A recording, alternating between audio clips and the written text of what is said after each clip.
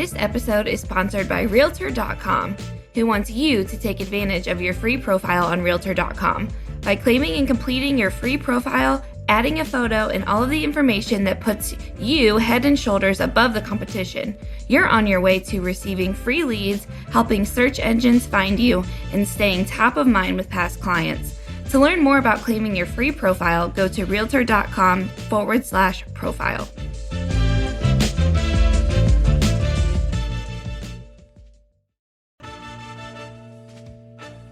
Welcome to the Real View podcast, where Ohio Realtors connect you to innovators and influencers, keeping you with the real view of real estate. Whether you're a broker, agent, first-time homebuyer, industry leader, or just happen to stumble upon our podcast today, you can expect to hear tips, tools, tricks, interesting information, and so much more from the experts in Ohio's real estate game.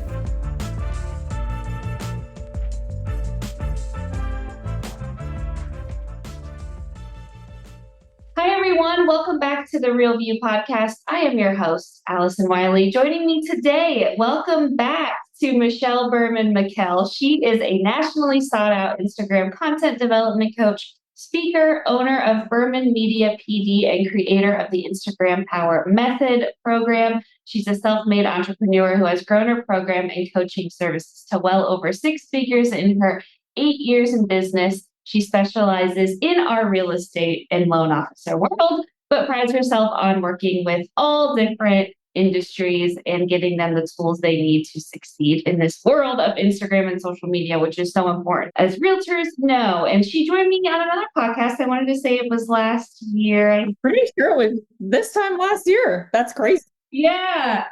So welcome back, Michelle. Happy New Year. Happy to have you back on again. Thank you so much. I'm so excited to be here. We got to get that bio updated a little bit though. We're going on 9.5 years almost now. So wow, that's awesome. Minor tweaks, but so awesome.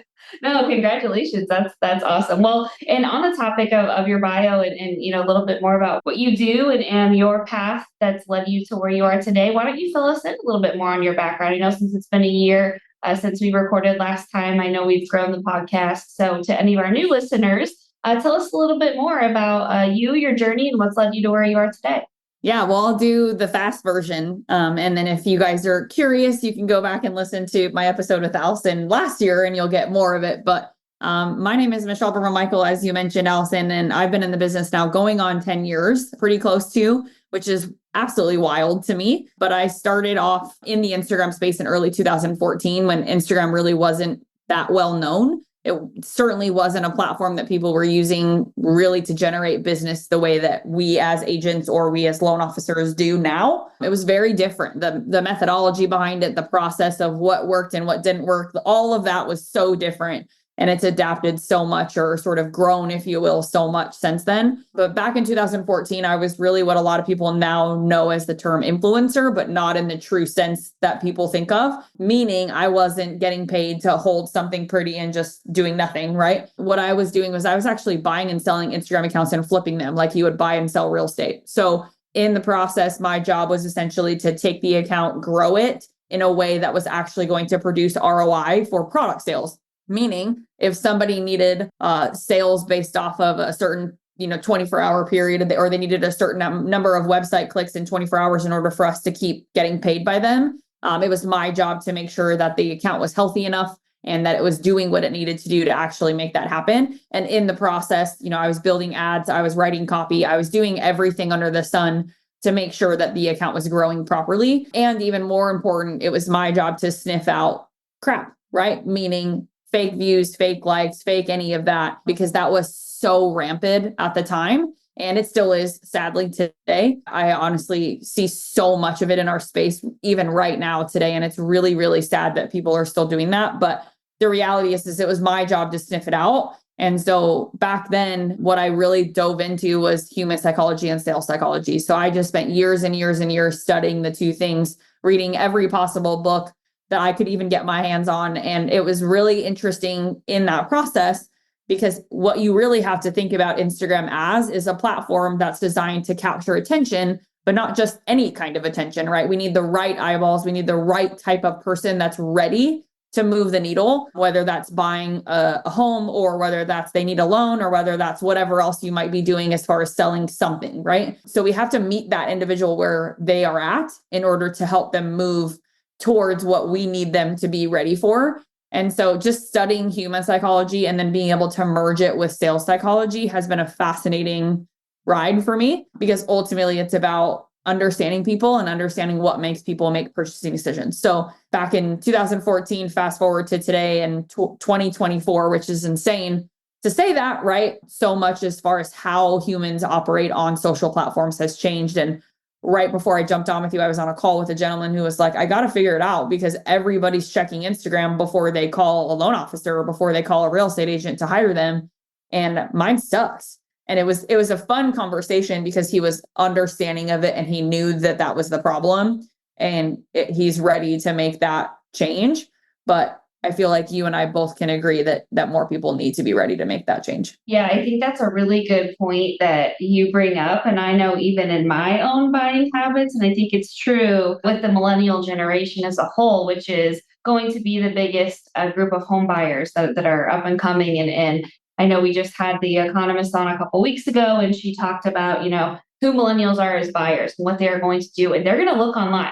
And they are going to Google you. They are going to find your information. They are going to find what houses you sold. They are going to learn your style, what you look at, because all of this is just part of our DNA, is who we are in this generation as a millennial myself. And I think you're so spot on that, like, if you're not doing it and giving it time and attention, you're going to get left behind. And especially in this world that we're entering in now with all the uncertainties, surrounding this industry and lawsuits and things like that we're hearing. I mean, we have to make sure that what we're doing on social media is making sense for us and our brand, and that we are having that presence out there and treating it essentially as a business tool. And I think that is so important. So I'm so glad that you brought that up. And I know before I go to a restaurant, I'm going to Instagram and I'm looking at every single dish. So I know what I'm eating before I get there. Because we're visual people. Yeah. Yelp is also my favorite when it comes to restaurants, right? Because I literally want to see pictures of like what people are ordering. So the same is true. Like, you're so spot on, and you and I could easily talk about that forever.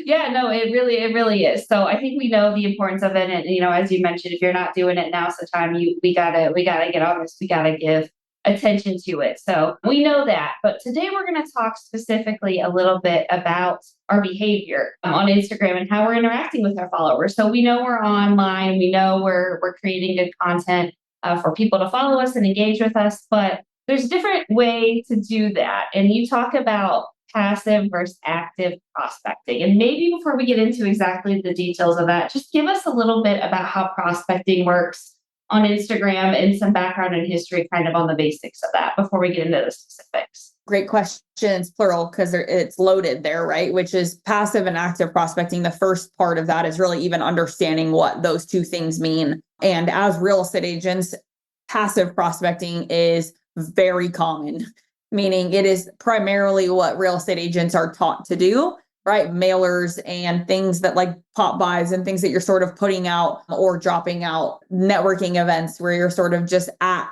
these types of events waiting for someone to come. So what a passive prospecting approach really looks like tangibly is it's reactive, right? Meaning we don't act unless someone reaches out to us. So a lot of the frustration in the real estate space comes from, especially with newer agents or younger agents. When I say newer, I say you're newer in the business, not necessarily younger, right? It's both. But you have these newer or younger agents who are struggling and they're just like, well, my SOI, or, calling your 10 closest people and telling them 10 and then having it grow. That's all fabulous. And yes, keep doing that, but it is reactive, right? So what that means is you're just sitting and waiting for someone to reach out to you. And that's a big problem when it comes to, hey, can I grow my business? Can I scale my business to a level where I am doing 30, 40, 50, 100? I was on a call with somebody yesterday. He's like, I've done 160 deals every year consistently. My goal is 200. How do I bridge the 40 gap? Right. And this is what I tell and have told every single person in the last probably 3-4 months, I would say, especially as we entered the end of Q4 of last year and then going into now. Because I think everybody, and Allison, I would really love your thoughts on this too, but I think everybody, especially in the real estate and mortgage space, they are so attached to better video quality or more consistent videos, or I need more followers, right? Or my branding, I need to spend an ungodly amount of money on my coloring and all of this stuff. They're so attached to the things that in theory matter, yes, but is it what is going to move your business from 160 deals to 200? No, it is absolutely not. What is? And so that's what I want to say, which is this, and very frankly, if you do absolutely nothing different this year in 2024, perfect timing for this episode, right? If you do absolutely nothing different than what you did last year with your marketing, meaning you do your Popeyes, you do your mailers, you do your farming, you do your same amount of networking events, all of that stays exactly the same. Your video content on Instagram stays exactly the same. If the only thing you change is outbound active prospecting, you will do more business in 2024, period, right? You don't need a better camera. You don't need better branding. You don't need better video quality. I use my cell phone and that is it. And I have been in business for 10 years. That's it. That's literally it. So the only thing you have to do different in 2024 is outbound active prospecting. So active prospecting, very quickly, is the act of reaching out to someone on your own. You are initiating contact. So for a real estate agent, think of door knocking. That's active prospecting. You are walking up to someone's door and praying that they answer, right? And if they do, you get to talk to them. Cold calling, same thing. That is active prospecting. You are reaching out. That is outbound. But the downside to cold calling, you and I both know, is that it sucks, right? It's invasive and people hate being the one to get hung up on. People also hate the intrusiveness of being called randomly out of the blue. There's a lot to that, but those are examples of outbound. And so active prospecting, which is what we'll spend time talking about, is outbound reaching out through the Instagram platform specifically. And there's a lot that goes into that. Yeah. No, I love that. Thank you for kind of giving the difference between the two, because both can be valuable, right? Of course we want to still be doing passive prospecting and still be waiting on those people to contact you. But if you do kind of both, and I think you're going to get into this too, how we kind of marry the two together so that we're doing it in a way where we are actually seeing growth in our business come out of doing this in the right way, which is what we all want to do, which is what our goal is as realtors, is to make our business grow and make us shine. How much of this should we be doing on a regular basis to have success? I mean, what would you recommend when we think about reaching out, being on Instagram, really being in that active role? What does that look like on a day-to-day basis? And how would you kind of break that down when it comes to time management? Yeah, so that's loaded too. So feel free to pause me at any point if you want to interject, because I would love that. But there's two parts to active prospecting on Instagram. Part number one is where, right? So very often I hear people say, Michelle, I just open Instagram and I do some likes and I do some story replies, but I end up pretty much consistently engaging with mostly people that I know, right? Or people that I'm comfortable talking to on a regular basis. Now, does that count as active prospecting?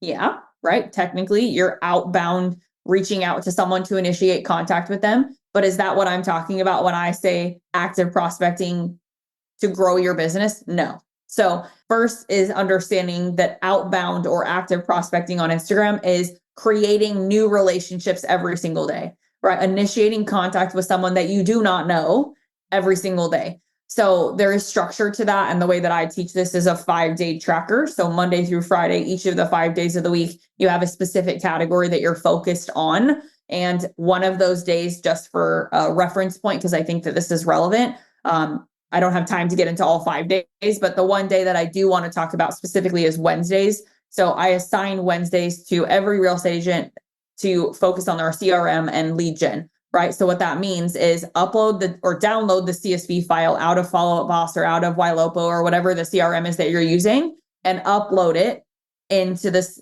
Excel doc that we use, first name, last name, and then find their accounts, find their Facebook account, find their Instagram account, find them on Facebook first. It's easier. I don't have time to get into that, but I will say Facebook is easier to find first than Instagram. Once you find them on Facebook, profile match, right?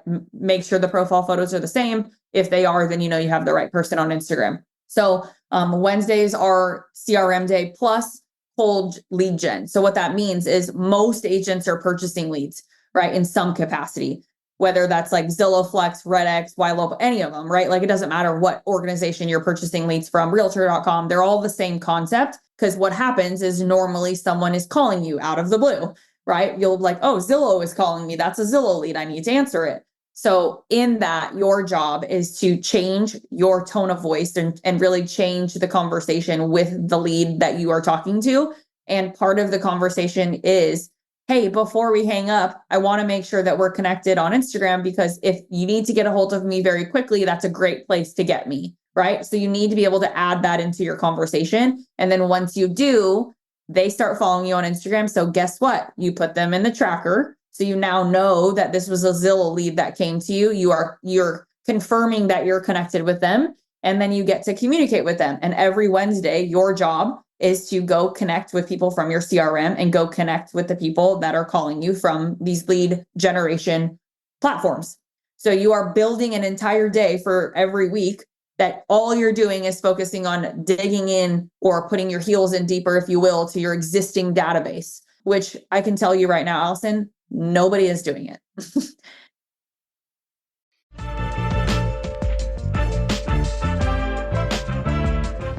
This episode of The Real View is brought to you by the Ohio Association of Community Colleges. Ohio's network of community colleges provides accessible training that accommodates the busy lifestyles of aspiring real estate professionals at half the price of a traditional university.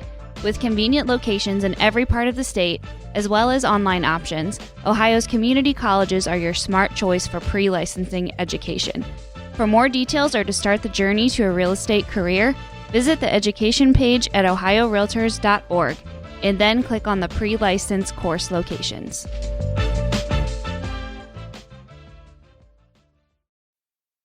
I was just gonna say that is like so smart. Like I'm thinking I'm like, this makes so much sense to go follow all these leads you're getting on social media. Like what a great way to connect with them instead of waiting to call them back. Because who answers phone calls these days? And just like all like that is just such a nice touch that you see. Like if I'm putting myself in these seller's shoes and I have a realtor, reaching out to me that I submitted my lead to, or they got my information and they're like, hey, what's up? Like, I would love that. It's just such a great way to connect, with these people who are your potential clients. I mean, I think it's so smart and what a great idea. That's great advice, and everyone should be doing that. And it's so easy because every single one of you guys listening to this, you're good at selling real estate, right? Like you enjoy it. You enjoy being on the phone with the people that you're talking to help them buy or sell. And guess what? It's no different when you're connecting with them on Instagram. The only difference, in my opinion, which is why Instagram is so incredible, is you now get an insight into their life, right? You get to see who they are as human beings. You get to see the dog, you get to see the kids, you get to see that they love coffee or that they go work out a lot. Like you get to see who this individual really is. And if I'm the real estate agent trying to earn the business from the person that's calling me, what better way than to say, hey, by the way, before we jump off the phone, like I had a great conversation with you, or I loved our conversation, but I want to make sure we're connected on Instagram because that's definitely where I spend the most time. I would love to make sure that if you need me, you can get me right away. How easy is that? And then on the flip side, you're seeing into their life, and they're seeing into yours. They're seeing all the stuff that you're doing. They're seeing, your success and what you're sharing, in your content. And it's just a great way to get a good feel and really start that relationship. As you mentioned, at the core of this all is building those relationships. And social is such a great way to do that, especially Instagram. Don't give them a reason to not hire you, right? How many agents does every individual talk to? From every metric I've seen, the average person that's interested in buying or selling knows approximately 9 real estate agents, right? That's a lot of real estate agents. So, I mean, you and I don't count, Allison, because we know like thousands and thousands and thousands and thousands of yeah. But the average general consumer is going to know 9 real estate agents. So how are you going to win that person's business? Have a halfway decent social presence that you're consistent on, even if it's not great content, or even if it's not perfectly branded content, but it's consistent. You will win that business because that person is going to want to work with you because they like you, right? And the credibility that you're able to show them is so valuable. It's so valuable. And the second part to the active prospecting piece, just to bring us back full circle, is each day of the week, you're really focused on a specific category. So Wednesdays is just the day that we were hyper focused on because I think it's so important.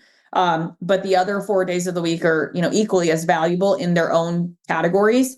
But the idea really is the average person is opening up Instagram and their psyche, they just naturally are going to continue to keep talking to the people that they're comfortable with, right? So with this, we have structure. Every single day of the week, you are actively reaching out to individuals that you do not know, but they are in categories that you are confident talking in. So that's an important connection, right? Because if you hate golf, then why are you trying to talk to people in golf communities about golf? You're not going to be invested in the conversation. It's going to be hard for you. They're not going to be the ideal client for you because at the end of the day, you don't like the conversation that they want to have, right? So stop trying to be for everybody and instead really hyper focus on who you really want to be as a human and let that lead the way. Because as you mentioned, Allison, every real estate transaction is rooted in one thing, which is connection-based relationships, right? So my real estate agent who I used here when my husband and I moved to Clarksville, mind you, I have my license. I easily could have done it myself. I chose not to because we were moving out of state. And I really, really liked the lady that we ended up choosing. She's now one of my best friends, but we met on Instagram. She has a 2-year-old. I have a 2-year-old. She's married to a Green Beret. I'm married to a Green Beret. Like we really just bonded over our life. And then, she's also a real estate agent that happens to be in this area that we're moving to. And she was the boots on the ground that I needed when we moved here. But I didn't hire her because she was a good real estate agent. I hired her because I really enjoyed her. And she happened to be the person that was the vehicle I needed to get me the transaction that I needed to get done. So the friendship is so important when you're working with someone. And that's also how you as the agent get repeat referral business, right? Yeah, and I think that is such good advice too, is like, you don't have to be the expert in something you know nothing about. You don't have to be in the golf communities talking. You don't have to be in the, sports communities. It's like, find what you're interested in and what you're good at. And that's why I think like those hashtags are so important too, and like what you're using with those and interacting with those communities, interacting with people who are similar to you. And like you said, just bonding over, your kids that are the same ages, or bonding over certain TV shows, or bonding over, whatever your interests are. It can be such a great way that you don't have to worry about going out and changing who you are to do this successfully. You can play into your own strengths. You can play into who you are and grow your community by just doing the things that you're good at. And it can happen so naturally. And I think that's important to mention when we think about social media, because for a lot of people listening, they're going to say, I'm not good at it. I'm not natural at it. It wasn't my thing. I didn't grow up with it. But there's a way to do it that it can still be natural and that it can still come as a eighth sense to you. And I think that's really important, to mention. And I love that you brought that up. It's a really, really great point. Allison, I don't know how old you are, but I'll throw myself under the bus here. I'm about to be 34, right? I'm 32, so we're okay. right there. Yeah. I didn't grow up with a cell phone in my hand, right? Like I didn't get a cell phone until I think I was a sophomore or junior in high school. We were teenagers. Yeah. Like it was not this thing where like social media was what we grew up with. Right. We happened to be young enough where we could adapt quickly when it did become a thing. But I mean, Instagram wasn't even really on the scene until 10 years ago. So we're not talking about teaching old dog new trick here, right?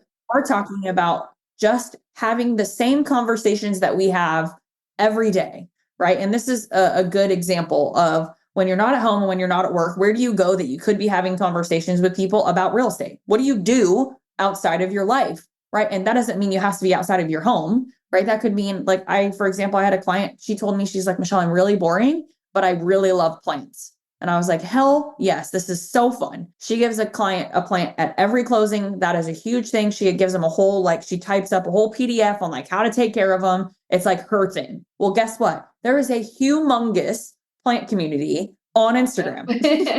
Go find them and go talk to them. And that's not hyper local. I can't do that hyper locally. Yes, you can. Because I mean, I don't know if you guys do, but in Clarksville here where I live, there's a little cute plant shop in downtown. The lady who runs it is adorable. She's a military wife. And guess what? If you find that account on Instagram, there's a little special button underneath their bio. It's a little human with a plus sign. If you guys click on that, it will give you a drop down of a ton of other suggested accounts just like that one. Because plant shops are hard to Google. They usually don't show up. other than Lowe's and Home Depot, which don't count, right? So, but that's an example of like, you're going to find bloggers that do it. You're going to find moms that just are obsessed with houseplants that are really good at taking care of it. You're going to find your community on the platform. So you don't have to be talking to people you don't want to be talking to at all. And you can stay in your lane. You can do, what you want to do and talk about what you want to talk about. But the entire point of this conversation is active prospecting means reaching out to new individuals that you are not already connected to. And the beauty about Instagram, and I'll leave you with this, which is Instagram totally takes away the invasiveness, right? Because the way that you talk to somebody on the phone, it is the exact same thing on Instagram. The only difference is you're not live on a call with them, waiting for them to potentially hang up on you. It hurts a lot less if you send a message to someone and they just don't respond than if you're on the phone with someone and someone basically tells you hey, you're bothering me. You got me at a horrible time. Why did you call me? Hang up. So can we alleviate the intrusiveness and that sort of fearful, why are we not outbound prospecting? Because I've met plenty of agents that refuse to door knock because they're like, I hate having doors slammed in my face. Who doesn't? Yeah.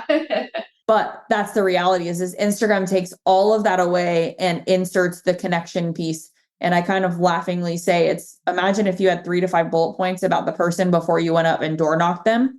How would that change the conversation? Imagine if you had those same 3 to 5 bullet points before you called someone. How would that change the conversation? That is Instagram. Yeah, and it's such a great way to start building those relationships and to get to know your potential clients a little bit better. I just love it. Okay, so say we found somebody, we're in our plant community, we've seen some people that are local that are in our area where we list and that we think might be a good prospect for us. Walk us through initiating that contact and what that looks like and what a good example of how to do that is if someone is unfamiliar or uncomfortable with that. Walk us through kind of an example of how you would recommend us doing that. You're full of them today. Came ready for you, Michelle. I had to. I love it so much. So we'll use the plant example, right? Because I think that it's easy. So if you're engaging with the plant community, right, you found a whole bunch of fun Instagram accounts that you know are individuals that are in your area that either own a plant shop or into plants, whatever, right? The initial start to the interaction really is done via story reply most of the time, but I can tell you that commenting on their feed content is equally as valuable. There's 2 parts. So I'm going to talk about the feed content and then I'll talk about the story content and I'll try to be as fast as I possibly can. So when you're interacting with someone on their feed, meaning you are commenting on a piece of content that they have posted, it is there for you to consume. There is one key ingredient and that is acknowledgement. Right. So you have to make sure you watch the video, make sure you actually read the caption, make sure you swipe through the 10 photos that they posted, whatever it might be that they've shared, really understand what it is that they've posted and then leave a comment of value. Right. And the way we do that is we create acknowledgement, even something as simple as a Christmas post. Right. I posted a picture on my Instagram of my whole family on Christmas morning. We were all wearing matching pajamas. My son was on my father-in-law's head. Like it was adorable. Right. But I cannot tell you how many comments I got saying, wow, what a cute family. Wow, hope you had a great Christmas. Vanilla, vanilla, vanilla. Everybody said the same thing. That's not acknowledgement. What is acknowledgement? Acknowledgement is, wow, I love this photo. Like the fact that you guys matched all of your outfits and Knox really stole the show. This is adorable. I really hope you had a great Christmas! Exclamation point. That is acknowledgement, right? But the key ingredient in that and the difference between, wow, great photo, or hope you had a great Christmas, and what I gave you is one really big thing. It's going to stand out against the sea of all the other vanilla comments, which means I'm going to respond to you, right? You have given me a reason to respond to you. Feed content is not just a dumping ground for comments that are awesome, or this is cute, or great photo. Don't be that guy, because it doesn't take a lot of time to leave a comment like I just expressed about my family's Christmas photo. It does not take a lot of time at all. That's the first thing on feed content. Now, story replies are very, very different. And I really want people to, if you need to rewind Allison and I multiple times in this section, please do. But story replies are so different. And there's 3 parts. So first and foremost, acknowledgement, right? That is the initial part of your first reply. Now, all 3 of the parts I'm going to give you right now are one message, right? So we're not talking about 3 different messages. They are one message sent with 3 parts to that singular message. So first and foremost is acknowledgement. Secondly is subliminal business play. This is very important, and I will do my very best to give you guys a really good example here in a second. But subliminal business play is the second or center of that initial message. And then you end every initial message in the form of a question: who, what, why, how, of some capacity. Now, let's say, Allison, you posted in your stories a picture of a money tree that you got for Christmas, right? And it's in your stories. And I am the real estate agent trying to earn your business, Allison, as a consumer that might need to buy or sell a house. I'm going to respond to your plan and say, oh my gosh, I have a money tree too. It was a gift and I love it. I haven't killed it yet! Exclamation point. Then insert subliminal business play. I, as the real estate agent, might say, this is such a great idea for a gift for any of my clients who love plants at closing, period. Then question: how long have you had it? Or is this your first money tree that you've ever gotten? Question mark. Send. Right? So Allison, I'm going to throw it to you. What's the difference in that type of message? Well, you hit the acknowledgement. You said something, that cool, nice plant or nice tree, right? You hit that. You said, what you do, plotted that seed, since we're talking in plant terms. You planted that seed that, okay, I know this person must do real estate, and they're thinking ahead of what they might do for a potential client, showing that, they care about their clients and they're going to take, good care of them. And then, thirdly, you're saying, giving them a chance to respond, giving them a question, saying something that they can respond to, and opening that door for further conversation. So that's all three really amazing ways that you can do DMs well. I think story replies in this case. Yes. So story replies, and you just brought that up, and I think it's important to make sure we don't miss that, right? Story replies are DMs. So when you respond to someone via story, that will automatically end up as a private message back and forth.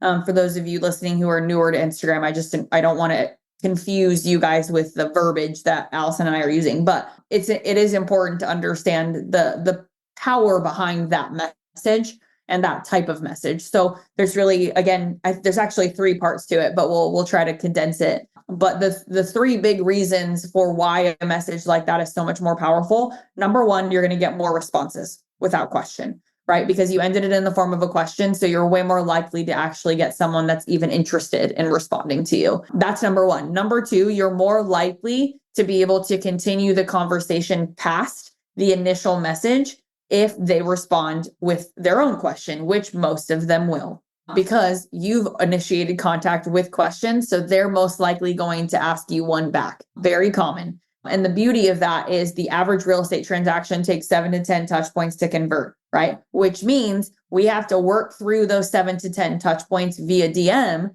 and we can do it way faster than remembering to call them every 2 weeks or remembering to call them, every couple of days if they were a random lead that came through, right? So we can expedite the process or the distance between this person knows who we are and this person is now a client. So that's the second thing. Now, the third thing, and the most important thing, is they will not shop you around, right? Which means that you will end up on the phone with qualified people who are ready to work with you. And I personally, I don't do sales calls whatsoever or cold calls, I should say. I do sales calls. I don't do cold calls at all anymore. Zero. Because even if I am outbound prospecting them, which I do all the time, right? I have built a relationship with them to the point where if I pick up that phone and I call them, it is not a cold call because I know enough about them. They know enough about me. We are just kind of shooting the before we get into the weeds of what I actually do and how I can help them. So I don't even quantify it as a cold call because it doesn't and shouldn't feel like that. So because of that, I'm way more successful on the phone. You guys will be way more successful on the phone, and you'll want to keep doing it, right? So who doesn't want to be on the phone with people who are excited to work with you as their agent? Yeah, absolutely. Well, Michelle, this was so great. Such great advice. I know we could keep going on this topic probably for another, half hour or so, but this was so great. And I want to thank you so much for sharing. You're always insightful, always knowledgeable information with us. I really appreciate it. I love your fresh perspective on it. And you bring just such a different way to look at how we should be doing things. So thank you again so much for rejoining me on the show. I've loved having you on. Oh my gosh. Thanks so much, Allison. It's been awesome. I appreciate you. And to all of our listeners, thank you guys so much for tuning in. We'll be back with you next week. Thank you for listening to The Real View. That wraps up today's episode. You can keep up with the latest on the podcast at ohiorealtors.org/therealview and on Apple or Google Podcasts, Spotify, or wherever you listen. Have questions, comments, or suggestions? We want to hear from you. Email us at podcast@ohiorealtors.org. We'll see you next time.